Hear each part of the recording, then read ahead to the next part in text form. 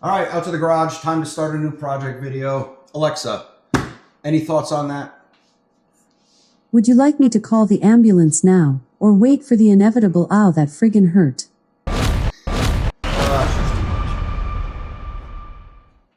Hey, good morning. No fishing video today. Today's going to be a little how-to or an install for a gable or an end vent fan for a metal garage or a metal building. I recently purchased this garage. I did some reflective barrier insulation on the walls and I put rigid insulation in the ceiling. It still gets hot. Right now it's 92 degrees in here. I have the air conditioning going. The air conditioning set at 85.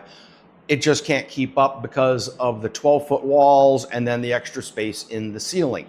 So we're going to remove some of that hot air and let that cold air flow to the front of the garage and get a little better circulation and hopefully bring these temperatures down quite drastically. So today we have a iLiving 12x12 vent fan. All right, it's my magnet keeps getting stuck on the vent fan. But anyways, it's not an expensive unit. I think it was 50 or 60 bucks. I did see some reviews on them. There is a speed controller with it, so we'll put this down. It also comes with this speed controller, which does temperature. So it will automatically shut off when it hits that temperature, if it hits that temperature. So after this is installed, I'm gonna start in the 80s, adjust my air conditioner, wait an hour. If it shuts off, great. I'm gonna lower my air conditioner. I'll lower this, see where I can get this garage to. I'm hoping to get it in the low 70s, which would be awesome. I still have a little bit of insulation to do over there, so you know, that'll probably help. It also has a fan speed, so you can adjust the fan speed. I'm gonna start it off probably 3/4 of the way. See what happens, you know, but between the air conditioner shutting off at the same time, when the vent fan shuts off around the same time will be nice. You save energy, and it's working now as a system. When it gets too hot, that fan will go on, the air conditioner go on, cool the place off, they both shut off. That's what we're looking for. Now, to install this in a metal garage wall, this barrier is only an 1/8 inch thick. It's the white coating you're looking at. And then of course you have your metal paneling, and it's fluted or ribbed, and that's what gives it its strength. The throats on these are only 2 inches thick, so I could mount it literally directly to the metal and have through screws. I don't want to do that. So you want to have some kind of frame or something to mount your fan to. If you have 2x4 construction, that's going to be a little different than what we're doing. Because this is only 2 inches thick and I want a little bit of it sticking out the other side and further than the flutes, I need something really thin. So I went with 3/4 inch, and I'm going to get that down right now. I made myself a 3/4 inch frame. Okay, this is 2x4 metal studs. It goes the width of my columns. All right, and then once it's installed and in place, it's going to be one screw on each little flange. Okay, right here I cut the lip off down here, and then this is screwed in three places on the back side, just to keep it secure. This will slip in place, and then once it's in place, I'll cut the reflective barrier, the corners with a oscillating saw. It's going to be a Sawzall to cut out my hole. Every garage is different, and you're going to have to discover what kind of frame you want or what you're going to build. This is 3/4 inch PVC trim board for a house. It was some leftover scrap I had from a project. In shorter lengths, it's fine just to put some screws in to hold the fan to it. The rigidity is going to be right here, which is going to hold the weight of the fan on the bottom and the top. There's no issues with that. This unit is not heavy. So without further ado, let's just screw this into place and continue from there. And on the ends, just so you know, on the ends, I notched it and bent it up so I can just screw right into my columns.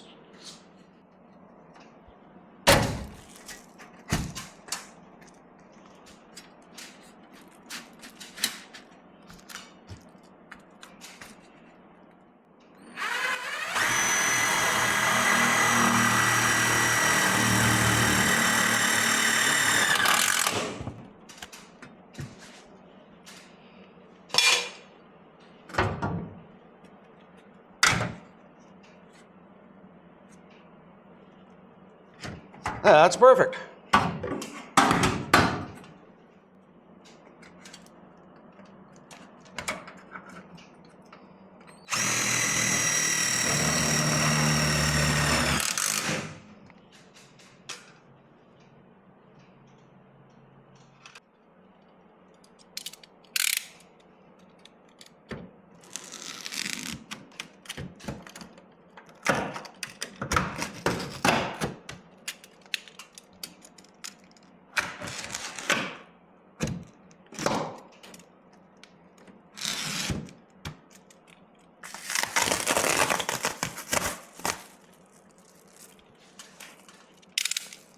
Okay, so no matter how I would have put this, because of these flukes, it would have been over 1 or 2.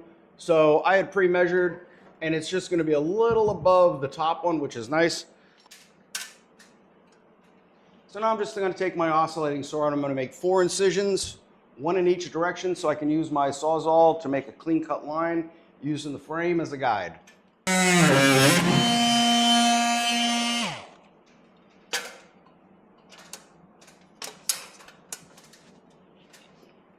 Now that'll make a nice clean cut. This is a bimetal blade. It's about 1 1/8 inch, an 1 1/8 or 1 1/4 wide. Perfect to stick your Sawzall blade in without having to try to drill a big pilot hole to get a Sawzall in. Works great.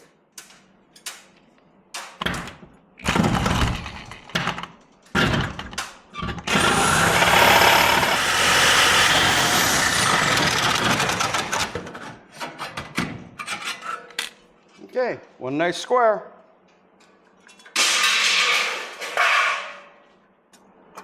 Okay, now to install your vent. Okay, make sure it's upright so the vent's open like this and the water shed off. Your cord will be hanging at the bottom and it goes in this way. There are 8 screws holding this on.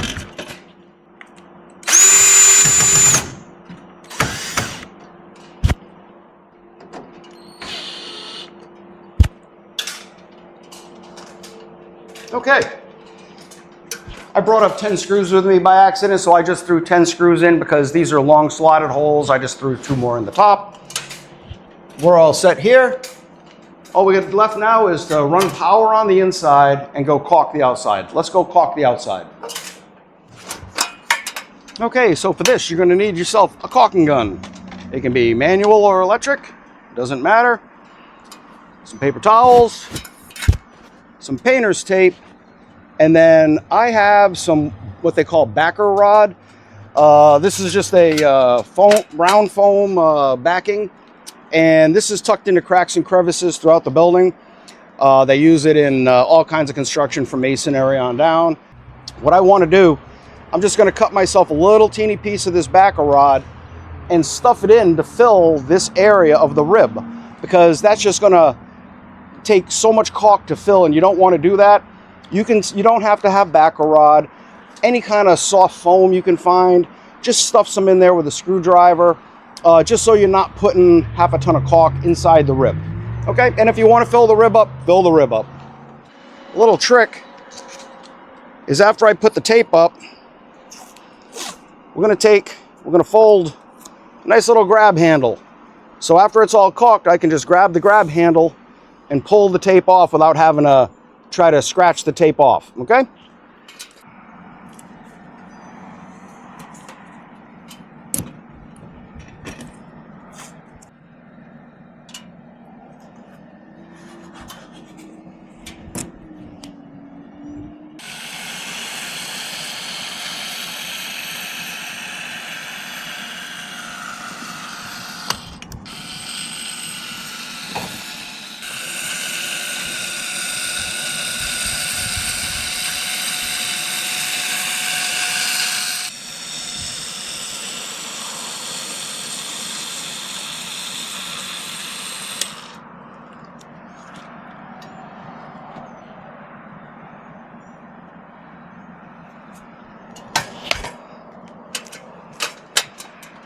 Now I did use the same color as the house or the siding, so that's up to you. I would recommend trying to get as close of a color Now we're just going to gently round it out and then pull the tape off.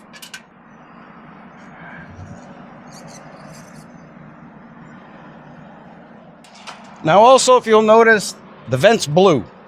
That's just a clear plastic. You can leave it on there if you want. Eventually it's going to get dirty and marred and really look horrible. So now that you have the ladder here, now is the time to take it off.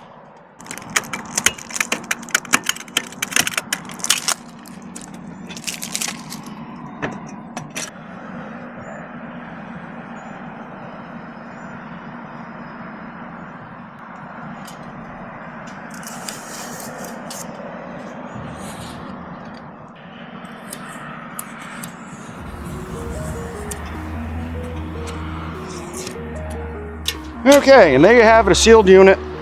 Pretty neat. Comes out a lot better with the tape than it does just trying to spread it by hand.